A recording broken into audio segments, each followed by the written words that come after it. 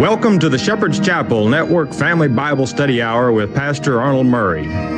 Wisdom is understanding God's Word. Pastor Murray's unique teaching approach brings God's Word alive with meaning as he takes you on a chapter-by-chapter, verse-by-verse study of God's letter to you, the Bible. And now, here is Dennis Murray. Good day to you. God bless you. Welcome to Shepherd's Chapel. Welcome to this Family Bible Study Hour. Ready to get back in our Father's Word, the book of Leviticus. In our last lecture, we had just gotten into chapter 24 of Leviticus and covered the instructions concerning the people of Israel, the congregation, bringing the pure beaten olive oil for the golden candlestick, or the menorah, if you will, in the Hebrew, and then also we had seen the instructions concerning the showbread given. We're going to pick it up today in chapter 24, verse 10, and we're going to be talking about people being responsible for their own actions and the actions of that which they might own. So we'll ask that word of wisdom in Yeshua Jesus' precious name. Father, we ask you to open eyes, open ears this day. Chapter 24, verse 10, and it reads, "And the son of an Israelitish woman, whose father was an Egyptian, went out among the children of Israel. And this son of the Israelitish woman and a man of Israel strove together in the camp." They were fighting or quarreling, and quite a few Egyptians came out of Egypt. You remember this time frame that we're in. We're almost exactly 1 year to the day after Israel came out of captivity to the Egyptians. So there were indeed some Egyptians that came with the Israelites, especially those that had relationships such as this, where the Egyptian was married to an Israelite woman. Verse 11, "And the Israelitish woman's son blasphemed the name of the Lord and cursed. And they brought him unto Moses. And his mother's name was Shelomith, and the daughter of Dibri of the tribe of Dan." And so we have this half Israel, half Egyptian, cursing or blaspheming the Lord. This word blaspheme in the Hebrew, check it out in your Strong's, means to prick holes or taunt. We're going to see a type for blasphemy of the Holy Spirit in this, and I'm speaking of Luke chapter 12, verses 10 and the following verses for those of you who aren't familiar with it. Verse 12, "And they put him in ward, that the mind of the Lord might be showed them." In other words, put him in the stockade, or possibly even an underground prison, you could think of it, possibly a pit at this time. They really didn't have the facilities such as a building to put them in. You know, they're out in the wilderness here. But they're inquire as to the mouth of the Lord as to what should be done about this. "And the Lord spake unto Moses, saying, Bring forth him that hath cursed without the camp, and let all that heard him lay their hands upon his head, and let all the congregation stone him." This laying their hands on his head, throwing the cursing and the blasphemy back from them that they had heard back onto he that had blasphemed. Verse 15, "And thou shalt speak unto the children of Israel, saying, Whosoever curseth his God shall bear his sin." This means the same in the English translation of will bear his iniquity. And this means that God will judge it, and the punishment will be of God's choosing, usually ranging anywhere from one being struck with some illness, such as leprosy, remaining childless, a possibility, even all the way to death. Verse 16, "And he that blasphemeth the name of the Lord, he shall surely be put to death, and all the congregation shall certainly stone him, as well the stranger as he that is born in the land, when he blasphemeth the name of the Lord, shall be put to death. And this law already given concerning the Israelites, but repeated here to expand it to the foreigner. In other words, a non-Israelite or one of mixed genealogy. And again, I think in this we can see a type for the end times when God's elect are called up before the Antichrist, the synagogues of Satan. Speaking of Revelation chapter 2, verse 9 and 3:9, for those of you who are not familiar with it, they will be called up to testify. And of course, they're not to premeditate what they're to say, as it's written in Mark chapter 13, for in that very hour the Holy Spirit will give them what it is that they are to speak. That will be that Pentecost tongue, that cloven language that doesn't matter where you were born or what language you were raised speaking, you will be able to understand that language, for it is of the Holy Spirit. But should the elect refuse the Holy Spirit, possibility, but I don't think it will happen, that is the unforgivable sin. That is to blaspheme the Holy Spirit. The penalty for that will also be death, but in that case it is the second death, meaning the death of the soul. Verse 17. And he that killeth any man shall surely be put to death. And again, we're going to see this expand. This law had already been given, Exodus chapter 20 and the 10 Commandments. Here we're seeing it expanded to include the foreigners that are among the Israelites sojourning or living with them. Verse 18. And he that killeth a beast shall make it good, beast for beast, life for life. You must replace it if you're responsible for the death of another man's cow, for example. You're responsible. You have to take responsibility for your actions and make good and replace the cow. Verse 19. And if a man cause a blemish in his neighbor, as he hath done, so shall it be done to him. This blemish means to cause or inflict bodily injury upon someone, possibly disfiguring part of his face or whatever. Punishment, the same thing that you did to your neighbor, will be done to you. Within this, you can kind of see the ladder of the 10 Commandments, the last 5 dealing with civil law, and that is that you should treat others the way you would want to be treated yourself. And that's what all this is about, making right and being responsible as a member of the nation of God. Verse 20, breach for breach. This actually means, you could translate it, fracture or break for break. Eye for eye, tooth for tooth. As he hath caused a blemish in a man, so shall it be done to him again. You knock somebody else's tooth out, well, you're going to get your tooth knocked out. That's just the way it is.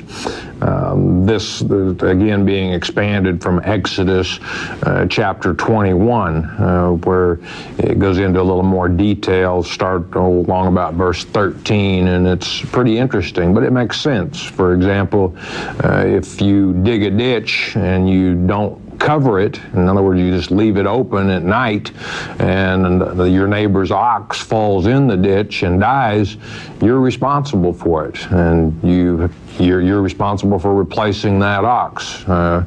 If one man's ox attacks another man's ox and kills it, you're responsible. But in that case, the person was to sell the ox that was still alive, and the two were to split it, and they were also to split the dead ox as well. However, if an ox had been known to cause problems before and attack other oxen, that was more serious because the owner wasn't keeping him pinned up. He wasn't being responsible for this dangerous animal. In that case, they didn't sell the living one. He had to replace the ox completely that had been destroyed. All fair. Verse 21, and he that killeth a beast, he shall restore it, and he that killeth a man, he shall be put to death. People are responsible for their actions and also of that which they own. 22. You shall have you shall have one manner of law. This is probably better translated, you shall have one judgment, as well for the stranger as for one of your own country. For I am the Lord your God. The same laws that apply to Israel to be applied to those from foreign countries that were residing with or within the boundaries of the nation of Israel. 23. And Moses spake to the children of Israel that they should bring forth him that had cursed out of the camp, and stone him with stones. And the children of Israel did as the Lord commanded Moses. Seemed like a tough penalty. Well, the law had been given at this point, and if you can't take the punishment, don't commit the crime, is the way I look at it. Now we come to chapter 25, and in chapter 25 we will be covering the laws or statutes concerning the sabbatical year and also the year of Jubilee. The sabbatical year, as we'll see, occurred every 7 years, and Israel was instructed not to sow or reap the land. In other words, to let the land have a Sabbath, a rest, if you will, for the period of 1 year. A year of Jubilee, as we'll see, a very joyous time in Israel, both the sabbatical year and Jubilee, but especially Jubilee, at a time of grace when the earth was restored back to the way that the nation of Israel and the earth restored back to the way God intended it to be every 50 years. The sabbatical year and the Jubilee year. Chapter 25, verse 1. And the Lord spake unto Moses in Mount Sinai, saying, now this points back to Exodus chapter 34, verse 32, and more or less ties these laws and the laws given there together, binds them together, and all this about the close of the law being given to Moses on Mount Sinai, although some of it probably not shared with Israel until later points in time. Verse 2, Speak unto the children of Israel, and say unto them, When ye come into the land which I give you, then shall the land keep a Sabbath unto the Lord. And keep in mind, these instructions being given about 1490 BC. When would they come into the land that God gave them? The promised land, Canaan? Well, there would be a little matter of 40 years that were going to be spent in the wilderness because the children of Israel tempted God some 10 times. And you can read about that in Numbers chapter 14. So the year that they entered the promised land would be approximately at 1450 BC, before Christ. And this word keep, check it out in the Hebrew, it is rest, and basically this is rest, a rest unto the Lord.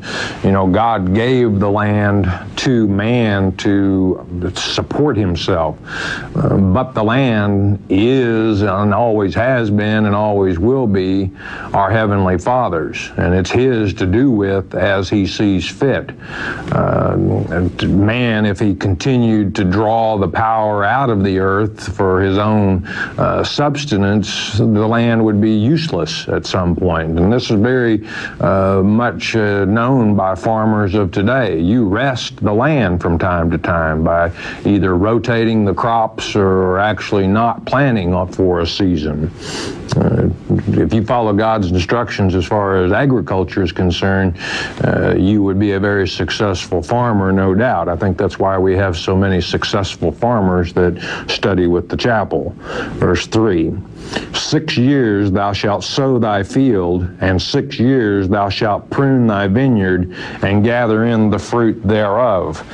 For 6 years, that's okay to do, but just as man takes a break every 7 days to rest his Sabbath, and God is going to instruct that the land also be able to enjoy the year of rest from the hand of man and domesticated beasts that help the man till the soil.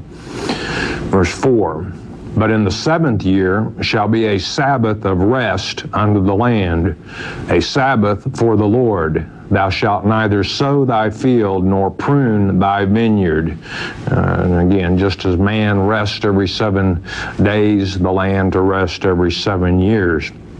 Bullinger, with these calculations that were being given here, puts the first sabbatical year from 1444 BC to 1443 BC. In other words, 6 years after they entered into the Promised Land. Only 2 of the Israelites that are alive at this time of this information or commandments were given to Moses would actually enter the Promised Land, that being Caleb and Joshua. In our last lecture, I think I possibly misspoke. I didn't go back and listen to the lecture. I rarely do that, but I think I misspoke in pointing out that the ecclesiastical year began in the fall, when actually the ecclesiastical year began with the month of Abib, which means green ears and is in the spring. The sabbatical year ran from fall to fall, as well as we'll see the Jubilee ran from fall to fall on the year following, as we'll see. More on that in a moment. Verse 5. That which groweth of its own accord of thy harvest thou shalt not reap, neither gather the grapes of thy vine undressed, for it is a year of rest unto the land. This undressed means that you're not to cultivate or put the pruning hook. Don't do any pruning in your vineyards on the grapes. And that which groweth of its own accord would be if you plant crops one year and then you harvest, some of the seed from the harvest is going to fall on the ground. And that's what this is saying, is that yes, there will be some crops that grow back naturally somewhat, even though you didn't sow, but you're not to reap that. In other words, not to take all of it, as we'll see in a moment. He was allowed to take enough for his own sustenance. Verse 6. And the Sabbath of the land shall be meat for you, food for you, better translated, for thee and for thy servant, and for thy maid, and for thy hired servant, and for thy stranger that sojourneth with thee. Okay, to eat of this that grew of itself from the previous year, but not to be reaped. Why was it not to be reaped? Well, because it was for the good of all, including animals. The livestock that worked the land were to be allowed to eat of it. Wild game were to be allowed to eat of it. Strangers and the poor were allowed to eat of it, as we'll see in a moment. Verse 7. And for thy cattle and for the beast that are in thy land shall all the increase thereof be meat, food. This particular crop, the sabbatical crop, considered to be of common benefit to man and beast.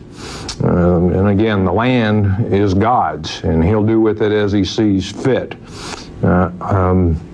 In Exodus chapter 23, verse 11, there it states that this particular sabbatical crop was also to be for the needy and the poor, but that does not cause a disparity. It simply means that the owner of the land wasn't to reap it, meaning to take everything that was out in there, but he could take enough to sustain his own family and those of his house. But the poor were also allowed to go in and take of this particular crop. And some would say, well, that wouldn't be a very substantial crop. Well, it can certainly be very substantial depending on what the particular crop that was planted is, and whether it was harvested when the ears of corn were real ripe, meaning more of the seed would have fallen out, etc. So it can be substantial. And God's not going to tell them to do something that they're going to starve to death, as we'll see in a moment. Verse 8. And thou shalt number 7 Sabbaths of years unto thee, 7 times 7 years. And the space of the 7 Sabbaths of years shall be unto thee 49 years. 7 sabbatical years would go around, which would be 49 years. The very next year will be Jubilee. Then shalt thou cause the trumpet, the shofar in the Hebrew, as we saw in the Feast of Trumpets back in chapter 23, of the Jubilee to sound on the 10th day of the 7th month, the 10th of Tisri being the Day of Atonement. In the Day of Atonement shall ye make the trumpet sound throughout all your land.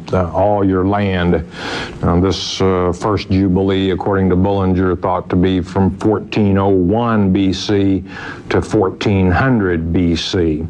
Well, why on the Day of Atonement? Well, I think several reasons. It's close to the time of year when the farmers, which were most of the people in Israel at this time, there were a lot of people involved in agriculture, would have been preparing the land to sow for the next season, for the spring crops. Another reason, the Day of Atonement. What happened then? Well, Israel obtained forgiveness for all the sins that had gone unatoned for through the previous year. So only at that point could Israel enter into this type of relationship with our Heavenly Father, which was a very much a period of grace, as we'll see, as all was returned back to the way God intended it to be when He set up the nation of Israel. Verse 10, by the way, the sound of the trumpet, you may recall in Exodus, was the signal of the descent of the Lord on Mount Sinai in chapters 19 and 20, and also the signal calling the people to come up to see His glory. When He called them to be His people and He was going to be their God and entered into that covenant relationship with them. Verse 10, and ye shall hallow the 50th year, and proclaim liberty throughout all the land, unto all the inhabitants thereof. It shall be a jubilee unto you, and ye shall return every man unto his possession, into his land, better translated, and ye shall return every man unto his family. A year of grace, also called the year of liberty. Now, in Deuteronomy chapter 15, verse 12, we learned that when we're talking about return of every man to his family, we're talking about freeing of servants. And again, Deuteronomy 15:12, we learned that servants were to be released every 7 years. What this is talking about here is in the event that the 7 years had not come to pass, they were still to be freed in the year of Jubilee. If they had only served 5 years as a servant, they were to be freed on this 50th year of Jubilee. Jubilee, by the way, in the Hebrew is Yobal, I should say, and it means a loud blast of the horn. You'll recall the first day of Tisri back in Leviticus chapter 23, the day of the Feast of Trumpets. That is when the shofar was sounded and was more or less a prelude 10 days later to this blast every 50 years, which freed the land back to its original owners, freed all servants to return to their possessions. Truly a time of grace. 11. A jubilee shall that 50th year be unto you. Ye shall not sow, neither reap that which groweth of itself in it, nor gather the grapes in it of thy vine undressed. On the 7th sabbatical year, which would have been the 49th year of when we started numbering, they weren't to sow or reap, and the year following that, the Jubilee year, they were not to sow or reap. In other words, we have 2 years here of no agricultural work, no farming to be done. 12. For it is the Jubilee, it shall be holy unto you. Ye shall eat the increase thereof out of the field. And it's holy unto you. It's like just as the Feast of Trumps was to be a Sabbath, so was this day to be a Sabbath, the year actually to be a Sabbath. And men, at this time, families, I should say, including women, agriculture was extremely hard work. So this, not only did we see the rest of the land for 2 years when the seventh sabbatical year came around and the Jubilee together, it was also a rest for man and the beasts that tilled the soil, the families that tilled the soil as well. Verse 13, in the year of this Jubilee ye shall return every man unto his possession. And as you may recall, when Joshua and Caleb led Israel into the promised land, they drew lots. More or less, it was seen as God assigning which tribe inherited which land. And the purpose of this year of Jubilee, to return all land to the owner that God said this is the owner. I see in this Jubilee a type, if you will, for Revelation chapter 22, when the kingdom of God, the throne of God, descends down onto earth and we enter into that eternity. And John says, I saw a new earth age, I saw a new heaven age.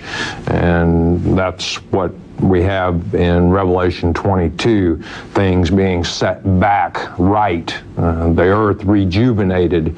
Man has a way of messing everything up. I always say, when I'm talking about the weather, it's a good thing man doesn't have control of the weather, or we would mess that up too. Verse 14, and if thou sell aught unto thy neighbor, or buyest aught of thy neighbor's hand, ye shall not oppress one another. This oppress means to overreach. In other words, what this is saying is that when you buy and sell, don't put out deceitful numbers about what the land will produce, or try and take someone's land away from them through deceitfulness, especially the poor, foreigners, widows, or orphans. Verse 15.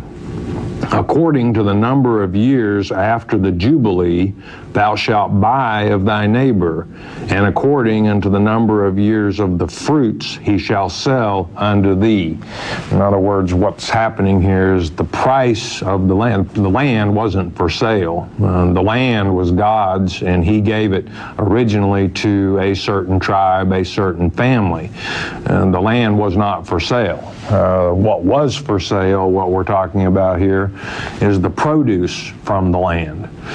So in other words, if someone became poor and wanted to sell the produce, let's say that it's been 10 years since the last Jubilee, that means it will be 40 years until the next Jubilee. So what he could sell, if he wished, was the produce from the land for the next 40 years. And that's what this is saying, although it's kind of roughly translated here. But and then as we'll see, someone could redeem their land by buying back whatever number of years of produce there was available there until the Jubilee. Verse 16.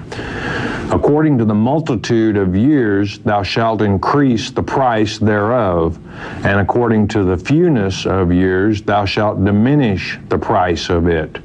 For according to the number of the years of the fruits doth he sell unto thee. If there are a lot of years left, the price went up. A few years to Jubilee, the price went down. And as we see, this kind of does away with selling. And in actuality, these transactions are nothing more than leases in the terms of years to the next Jubilee. Verse 17. Ye shall not therefore oppress one another, but thou shalt fear thy God, for I am the Lord your God. And this is, they're more or less saying, revere the Lord by being fair in your transactions, or the Lord will see and judge and avenge. Wherefore ye shall do my statutes, and keep my judgments, and do them, and ye shall dwell in the land in safety. This means that you will be secure and free from anxiety. You won't have any worries. You'll be able to enjoy the land that I'm sending you into, and the land will produce plenty for you if you will do things my way. Unfortunately, Israel would not do things his way. Part of the reason for the captivity of Judah to the king of Babylon for 70 years was their failure to observe the sabbatical year. Verse 19, and the land shall yield her fruit, and ye shall eat your fill and dwell therein in safety. A promise, but there's a condition there. People have a tendency to overlook the conditions that God makes on his promises. You overlook the conditions, you can forget the promises. And if ye shall say, what shall we eat the 7th year? Behold, we shall not sow nor gather in our increase. Any doubting Thomases out there? God said, don't sow or reap. And I'll make sure you do what I say, the commandments, and you will be just fine. And what he's saying here is if any of you out there saying that you're going to starve to death because you're not going to be able to sow or reap for 2 years, then I, God speaking, will command my blessing upon you in the 6th year, and it shall bring forth fruit for 3 years. You have nothing to worry about. You do things the way I instruct you, and that 6th year, which is the year before the sabbatical year, I'll give you the increase that you would normally get for 3 years, which would tide you over through the 7th year, the sabbatical year, through the 8th year, the Jubilee year, from the time of the 9th year that you would normally sow until you could reap the 9th year crops, 3 years of supplies. 22, and ye shall sow the 8th year, and eat yet of the old fruit until the 9th year, until her fruits come in, ye shall eat of the old store. There'll be enough from that 6th year to tide you and your family and all those in your household for 3 years. 23, the land shall not be sold forever, for the land is mine. For ye are strangers and sojourners with me. Kind of does away with the need for realtors and real estate lawyers, doesn't it? Again, we're talking no permanent sale of land. The land is God's, and he's letting you use it for a temporary period of time. You know, that applies to today as well. I hear people say, yeah, I own 100 acres, or I own a square, or I own this or that. You really don't own anything. You own a piece of paper that says it's temporarily yours, but in the long run, God owns it. And it's his to do with as he sees fit. The only question is, will we follow his instructions to where he'll bless us and give us the plenty off the land? 24, and in all the land of your possession ye shall grant a redemption for the land. In other words, the land would go back to its original owner, and we'll see in our next lecture there are 3 ways that can be accomplished. And interesting chapter here, the year of Jubilee, interesting history. I know a lot of people try to tie the year of Jubilee into prophecy and turn it around to where we can figure out when the Lord is returning. But I'm always quick to point out that what did Christ say in the New Testament? He made it very clear, no man knoweth the hour, or to know the season. There's no question about that. As watchmen, we are to know the season. But as to what hour it's going to happen, Christ said, no man knoweth, not even me, except my Father. So I think it's a kind of a waste of time trying to put the pencil to it, knowing what year the first Jubilee was, etc., and trying to bring it into prophecy. A type, you bet. I think we can see the type in Jubilee when everything is restored to the way God set up the nation of Israel to that time that he restores this earth to the way he originally created it. We got a short message. We'll ask you to listen a moment, won't you please? Our Father truly loves you. I love you because you enjoy studying our Father's Word in more depth. But what's really important, He loves you for that. It really makes His day. And I want you to know that I appreciate you. We're brought to you by your tithes and offerings. If we've helped you, you help us keep coming to you. Once you do that, bless God. Know what? He will always bless you.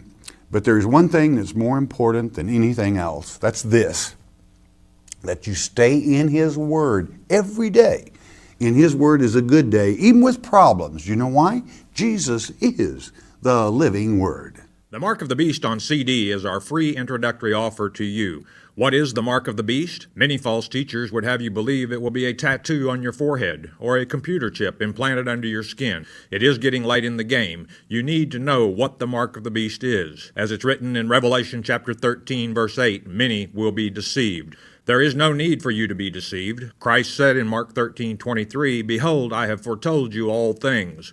Jesus indeed told us how not to be deceived, and Pastor Arnold Murray takes you on a step-by-step study of God's Word concerning this critical subject, the Mark of the Beast. The telephone call is free. The CD is free. We don't even ask for the shipping and handling. It is free as well. All you need to do is call 800-643-4645 to request your one-time, one-per-household copy of the Mark of the Beast. You may also request your free CD by mailing your request to Shepherd's Chapel, Post Office Box 416, Gravette, Arkansas 72736. Don't be deceived by Satan. Hearing God's Word with understanding will change your life. We hope you have enjoyed studying God's Word here on the Shepherd's Chapel Family Bible Study Hour with Pastor Arnold Murray. If you would like to receive more information concerning Shepherd's Chapel, you may request our free introductory offer. Our introductory offer contains the Mark of the Beast audio tape, our monthly newsletter with a written Bible study, a tape catalog, and a list of written reference works available through Shepherd's Chapel. To request our free introductory offer by telephone, call 800-643-4645 24 hours a day.